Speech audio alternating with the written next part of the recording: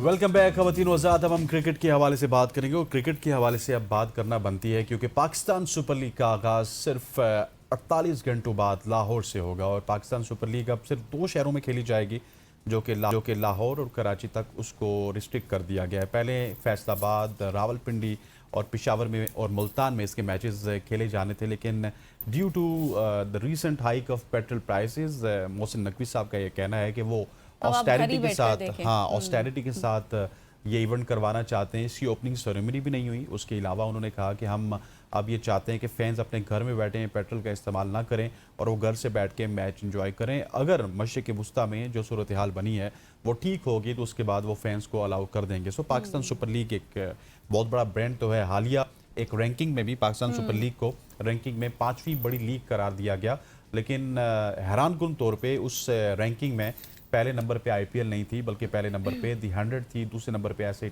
20 थी जो कि साउथ अफ्रीका में होती है, तीसरे नंबर पे आईपीएल थी और चौथे नंबर पे एक और लीग थी बिग बैश के नाम से जो ऑस्ट्रेलिया में होती है और 5वें नंबर पे पाकिस्तान सुपर लीग थी। सो एक बड़ी लीग है, फैन इंटरेक्शन होता है, ब्रांड वैल्यू बहुत ज़्यादा है। यहाँ पे जो प्लेयर खेलते हैं वो पूरी दुनिया में उसके बाद आपको लीग्स खेलते हुए नजर आते हैं, लेकिन वो लीग अब आप क्राउड के बगैर देखेंगे। इस तरह का एक सीन हमने देखा था। वैसे भी लोग आपस में भी क्राउड बना लेते हैं। हाँ? अलग से भी बैठ के लोग क्राउड में वो तो अपने घर में आप बना सकते हैं। आप 20-25 लोग इकट्ठे बैठ के देख सकते हैं।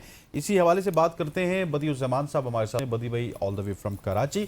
बदी भाई thank you so much for joining us. Sir, सबसे पहले तो ये जो डिसीजन है, इस डिसीजन को आप किस तरह से देखते हैं कि आप अपने घरों में बैठेंगे? वैसे तो आप लोगों के लिए बड़ी खुशकिस्मती है कि पहले आपको 6-7 मैचेस मिलते थे कराची वालों को, अब आपको थोक के हिसाब से मोहसिन नकवी साहब ने मैच दे दिया। उन्होंने कहा वैसे भी कराची में क्राउड नहीं आता, सो कराची के जर्नलिस्ट तो वहाँ पे जाके मैच एंजॉय करें। आपको तो मुबारकबाद, लेकिन यह है कि इस ओवरऑल इस डिसीजन को कैसे देखते हैं आप? बदी भाई, आपको आवाज आ रही है?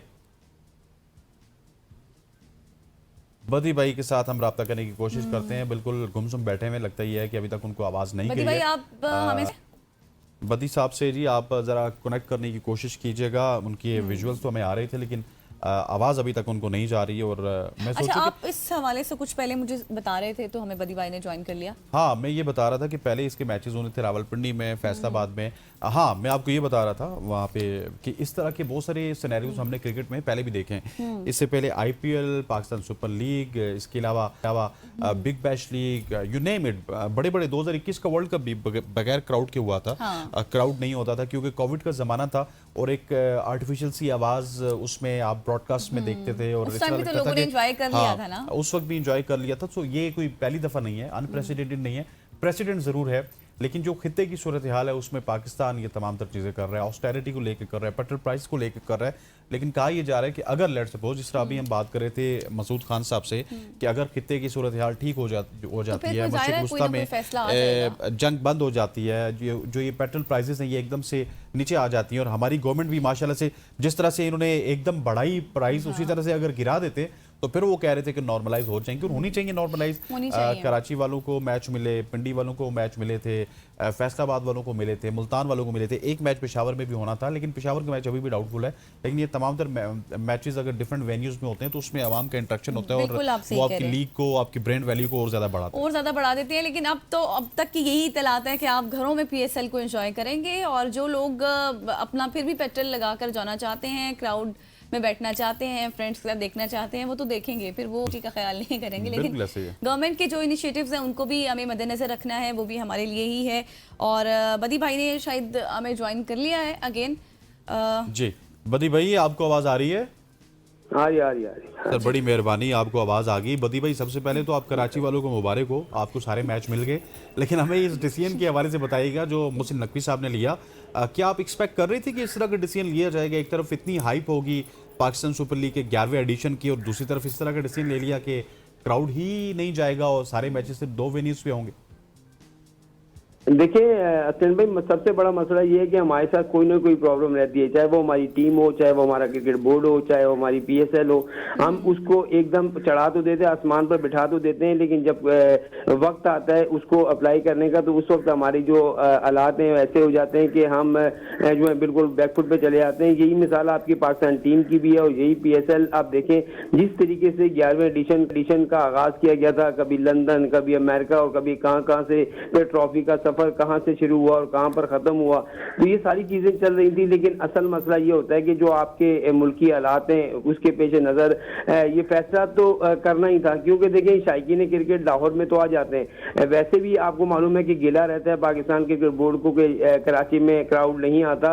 और वैसे जब हमारी ऐसे ही बात होती थी लोगों से तो वो वैसे ही कहते थे कि यार हमने कौन सा जाके मैच देखना है। और आपको मालूम है पेट्रोलियम मसनूआत की जो कीमतें हैं वो 300-2500 रुपए पर लीटर है, तो कोई कैसे आएगा ट्रैफिक में फंसता हुआ, फिर आगे गाड़ी खड़ी करेगा, फिर वो मैच देखेगा, तो इतना मेरे ख्याल में नहीं होगा। लेकिन ये फैसला इस वजह से भी नहीं है कि भाई जब और काम आपके हो रहे हैं तो पीएसएल भी हो जाता। अगर आपने 2 वेन्यू भी किया है तो यहाँ पर आपको टिकट जहाँ हम कहते हैं ना कि 500 का 1000 2-2000 की हम वो करवाते हैं, तो अगर मैक्सिमम टिकट लोगों बच्चों के लिए नौजवानों के लिए रख दें तो आपका क्राउड भी आएगा और लोग इसको देखेंगे भी। लेकिन हमारे मुल्क में ऐसा नहीं है, हम चाहते हैं कि इधर से भी पैसा है उधर से भी पैसा है और पैसा हम जगह पे नहीं लगाते।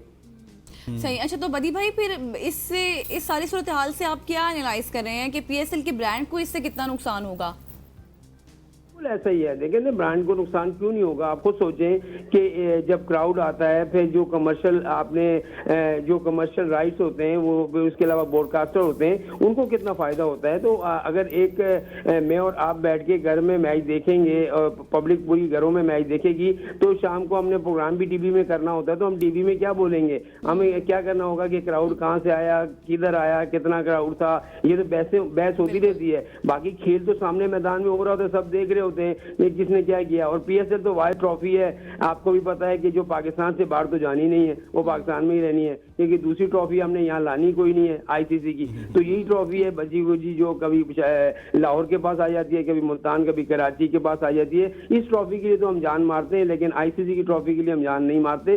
तो यही चीजें हैं कि मेरे ख्याल में फीका फीका ये जो पीएसएल होगी बिल्कुल फीकी फीकी होगी। सिर्फ जो है ना लोग जिसको टाइम होगा वो घर में बैठ के देखेगा, जिसको टाइम नहीं होगा वो आगे रिजल्ट पूछ लेगा यार क्या हुआ, उन्होंने कहा जी कराची जीता, किसी ने कहा पेशावर जीता, ये चीजें होंगी। अब बाबर आजम की भी वो अहमियत नहीं है, अब साइम अयूब की वो अहमियत नहीं है, अब कोई भी जो पाकिस्तानी प्लेयर है उसकी इतनी अहमियत नहीं है। आपका फास्ट बॉलिंग का मेयार देखें, आप अपने स्पिनर का 1-2 स्पिनर को छोड़कर मेयार देखें, फिर अपनी बैटिंग का मेयार देखें, तो मेरे ख्याल में वैसे भी शायकीन क्रिकेट बहुत ज्यादा मायूस हैं, तो पीएसएल को इतना दिलचस्पी नहीं रखते। लेकिन एक चीज हो जाती तो पड़ोसी मुल्कों में भी ये चीज आती है, अब मजाक उड़ाया जाता है हमारा कि ये हो रहा है वो हो रहा है। तो ये चीजें मेरे ख्याल में पाकिस्तान के बोर्ड को पहले सोचनी चाहिए थी। जब ये चीजें हुई थी तो उसके बाद जो है कुछ ऐसा फैसला करते, चाहे आप लाहौर में ही रख लेते, एक ही वेन्यू पे रख लेते, लेकिन वहाँ क्राउड को इजाजत देते। लेकिन क्या आप समझते हैं, जिस तरह आपने वैल्यू की बात की कि बाबर की वैल्यू नहीं है, साइम की वैल्यू नहीं है, शाहीन शाह अफरीदी की वैल्यू नहीं है, क्योंकि वैल्यू तो बड़े मैचेस जीतने से होती है। हमने देखा कि इस टीम की वैल्यू तब बड़ी थी जब ये 21 में और 22 में इन्होंने अच्छा परफॉर्म किया था T20 वर्ल्ड कप में। वैल्यू सर सिर्फ मोहसिन नकवी साहब की है, क्योंकि वही हर जगह पे आपको नज़र आते हैं, वही प्लेयर इंटरेक्शन में नज़र आते हैं। जितने बड़े इवेंट्स मोहसिन नकवी साहब हार चुके हैं बतौर चेयरमैन, तो क्या आप समझते नहीं है कि अब उनसे भी सवाल होना चाहिए कि सर इनफ इज़ इनफ, आपको कोई एक जॉब करनी चाहिए दोनों में से?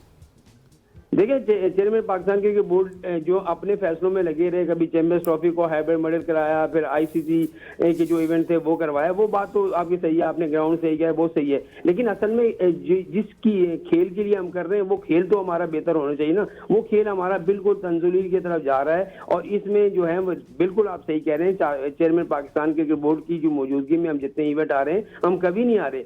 असल वजह यह है कि यहाँ पर उन्होंने जो इर्द गिर्द लोग रखे हुए हैं वो उनको क्रिकेट की समझ बूझ नहीं है। जब तक आपको क्रिकेट की समझ बूझ नहीं होगी तो आप किस तरीके से जो है वो क्रिकेट को चलाएंगे। और हमारे जो लेजेंड हैं, जो बड़े बड़े नाम हैं, वो तो पाकिस्तान क्रिकेट बोर्ड में आने के लिए मुंह फाड़कर पैसे मांगते हैं, मैं तेरे पैसे लूंगा तो बोर्ड में आऊंगा। अब देखें युवराज सिंह की मिसाल आपके सामने है, उसने कोई पैसा तो नहीं मांगा इंडियन क्रिकेट बोर्ड से, उसने अभिषेक शर्मा को बना दिया। उसने पैसा तो नहीं मांगा इंडियन क्रिकेट बोर्ड से, उसने जो है वो संजू सैमसन को बना दिया, फिर ईशान किशन को उसने सारे टिप्स। तो ये चीजें होती है, लेजेंड का काम होता है बगैर मुआवजे के इस तरीके से अपने प्लेयर को वो मोटिवेट करना। लेकिन हमारे यहाँ तो सब कुछ पैसे का खेल है भाई, पैसा दोगे तो हम आएंगे, पैसा नहीं दोगे तो हम पाकिस्तान क्रिकेट बोर्ड में हमारा क्या काम है। सही, बिल्कुल आप दुरुस्त फरमा रहे हैं बदी भाई। मुझे एक चीज़ ये भी बताइएगा कि जिस तरह से भी आपने जिक्र किया ना कि खेल बेहतर होगा, खेल तो तब बेहतर होगा जब प्लेयर्स अच्छा परफॉर्म करेंगे, जब प्लेयर्स तब ये अच्छा परफॉर्म करेंगे जब फेवरेटिज्म खत्म होगी, अच्छे फैसले होंगे। खैर, इस सब चीज़ों से हटकर मुझे ये बताएं कि जो अब प्लेयर्स पीएसएल छोड़कर आईपीएल में जा रहे हैं, उनको आप किस तरह से देख रहे हैं? देखिए, असल मसला पता क्या होता है, आईपीएल में यहाँ और आईपीएल में फर्क है। ये बात तो आपको माननी पड़ेगी कि आईपीएल और पीएसएल में फर्क है, क्योंकि हमारे पास जो प्लेयर तो आते हैं, हमारी ब्रांड अच्छी थी उस वक्त, बहुत अच्छी थी। जब हमारे लोग जब यहाँ से बाहर से खेलने आते थे, फिर वापस जाते थे, तो वो कहते थे कि पाकिस्तान की बॉलिंग का म्यार बहुत अच्छा है, चाहे वो फास्ट बॉलिंग हो या स्पिनर हो, बॉलिंग का म्यार अच्छा है। लेकिन अब पाकिस्तान की बॉलिंग जो है गुज़िश्ता 2-3 साल से आप देखें बिल्कुल जो है खत्म होती जा रही है। एक बॉलर जो 144-45 से गेंद करता था, अब उस बॉलर की स्पीड ही 130-31 है। तो किस तरीके से हमारी जो है पीपीएसएल वो परवान चढ़ेगी? असल में जो आईपीएल है उसमें जो है वो ब्रांड ऑफ क्रिकेट इस वजह से है कि उनका क्राउड बहुत आता है। आप देखें क्राउड कितना आता है, फिर उनकी जो पिचेज होती हैं, बाहर के जो सारे प्लेयर होते हैं वो होते हैं जो रेगुलर खेलने वाले, रिटायर प्लेयर नहीं होते। तो मेरे ख्याल में पाकिस्तान के बोर्ड को इसके लिए, जब आप यूरोप में इवेंट करा रहे थे, जब अमेरिका में इवेंट करा रहे थे, तो आप वहां पर जाके उन खिलाड़ियों से भी मिलते जो बिल्कुल मुस्तकबिल के स्टार हैं या अभी जो रिसेंट चल रहे हैं वो स्टार हैं, उनसे बात करते हैं, आए आप हमारे पीएसएल खेलें, सब कुछ करें। ये चीजें जो करनी थी वो नहीं कि हम अपनी ट्रॉफी को लेकर घूमते रहे, हम जगह फंक्शन कराते रहे, हम पैसे उड़ाते रहे, लेकिन जो चीज करने वाली थी क्रिकेट को बेहतर करने के लिए वो हमने नहीं की। अच्छा बदी भाई, आपने स्टार्ट में बात की थी कि बेहतर होता कि क्राउड को एक ही वेन्यू पे अलाउ कर देते, लेकिन सर हमने देखा है माजी में कि जब हमारे पड़ोस में इंडिया में हालात ख़राब थे तो आईपीएल को शिफ्ट कर दिया गया था और वो साउथ अफ्रीका में हुई थी, और हम भी बहुत अरसा पाकिस्तान सुपर लीग को दुबई में मैनेज करते रहे, वहाँ पे होस्ट करते रहे। तो क्या बेहतर ना होता कि हम इंग्लैंड को एक्सप्लोर कर लेते, दुबई को एक्सप्लोर कर लेते, साउथ अफ्रीका को एक्सप्लोर कर लेते, इंस्टेड ऑफ कि हम क्राउड के बगैर जा रहे हैं? माजी में ये करते रहे हैं और माजी में ऐसी हमारी पीएसएल इसी वजह से कामयाब होती रही है कि हम दुबई में इवेंट करते रहे, वहाँ पर क्राउड भी आता था, चाहे वो क्योंकि वहाँ पर ज़्यादा पाकिस्तानी रहते हैं, वो आकर पीएसएल को देखते हैं, अपने स्टार को देखते हैं। लेकिन ये तो पाकिस्तान क्रिकेट बोर्ड का काम है, वो चाहें तो कुछ भी कर सकते हैं, वो चाहें तो पीएसएल जो है वो पेशावर में भी करा सकते हैं, जो नहीं हो रही, वो चाहें तो जो पीएसएल कोयटा में भी करा सकते हैं, ये उनकी मर्जी तक है। लेकिन मेरे ख्याल में अगर आप जो 2 वेन्यू किए हैं, अगर आपने 6 वेन्यू खत्म कर दिए, 2 वेन्यू रखें, तो मेरे ख्याल में यहाँ क्राउड को अलाउ होना चाहिए था। आप इंतहाई सख्त सिक्योरिटी कर देते, वहाँ पर तमाम चीज़ों को प्रोवाइड करते। जहाँ 6 ग्राउंडों को आपने सिक्योरिटी देनी थी, वहाँ 2 ग्राउंडों को सिक्योरिटी देकर, 2 होटलों को सिक्योरिटी देकर प्लेयर को आप अच्छा कर सकते थे और आपकी वैल्यू भी जो है इस 11वें एडिशन में ज़्यादा बढ़ती। सही, तो अब आप कौन सी टीम को ज़्यादा स्ट्रांग देख रहे हैं पीएसएल में? सारी स्ट्रॉन्ग है भाई पीएसएल। मैंने आपको क्या ही कहा है, पीएसएल वो वाइड वो है, चाहे वो लाहौर जीते, चाहे इस्लामाबाद जीते, मुल्तान जीते, पिंडी जीते, हमने ये ट्रॉफी की जाने नहीं देनी। तो मेरे ख्याल में लाहौर की, यहाँ तो शाहिनशाह अफरीदी की परफॉर्मेंस जो ऐसी होती है कि वो 3 साल मुसलसल जीत रहे हैं। फिर यहाँ साइम का देखिएगा कैसा बल्ला चलेगा। यहाँ जो नहीं चलते वो पीएसएल में बहुत खूब चलते हैं, और यही हम पिचेस भी ऐसी बनाते हैं कि वो जो पिचेस हमारी बनी हुई होती है, जब हम बाहर जाते हैं तो हम बहुत ज़्यादा परेशान होते हैं। यहाँ पर मैं कहता हूं कि पाकिस्तान को इस पीएसएल, एक पीएसएल से टेस्ट टीम बन रही है, एक पीएसएल से वनडे टीम बन रही है, इसी पीएसएल से जो है वो टी20 की टीम बन रही है। आप कुछ क्राइटेरिया तो रखें। आप इन खिलाड़ी जो फारिग बैठे हुए थे, इनको आपने डोमेस्टिक क्रिकेट में क्यों नहीं भेजा? कोई कहता है मैं अनफिट हूँ, कोई कहता है मेरे साथ ये प्रॉब्लम है। असल में आप डोमेस्टिक क्रिकेट खेलना नहीं चाहते, आप जो है पब्लिक का सामना करना नहीं चाहते। उनको मालूम है कि डोमेस्टिक क्रिकेट खेलेंगे तो पाकिस्तान जो पब्लिक आएगी वो किस तरीका का उनके साथ जो है रवैया रखेगी। तो मेरे ख्याल में इन तमाम खिलाड़ियों को, जैसे इंडियन की प्ले डोमेस्टिक खेलते हैं, इनको भाई आप डोमेस्टिक में रगड़ा लगवाएं, वहां पर इनको खिलवाएं, जब भी पाकिस्तान को कुछ मिलेगा। आपके पास जो है पीछे 3-4 साल से कोई मिडिल ऑर्डर बल्लेबाजी नहीं है। आज दिन तक हम रोते रहे, पीटते रहे, आप सबको ओपनर बनाए जा रहे हैं, आपने मिडिल ऑर्डर में कोई रखा ही नहीं। अच्छा बदी भाई, मुझे ये लगता है कि थोड़ा सा सिंसियरिटी का प्रॉब्लम है ना, क्योंकि आईपीएल का जो टैलेंट है वो ट्रांसलेट होता है इंटरनेशनल क्रिकेट में। वो आईपीएल में अच्छा खेलते हैं, इंटरनेशनल क्रिकेट में भी आके ट्रांसलेट होता है, अच्छा खेलते हैं।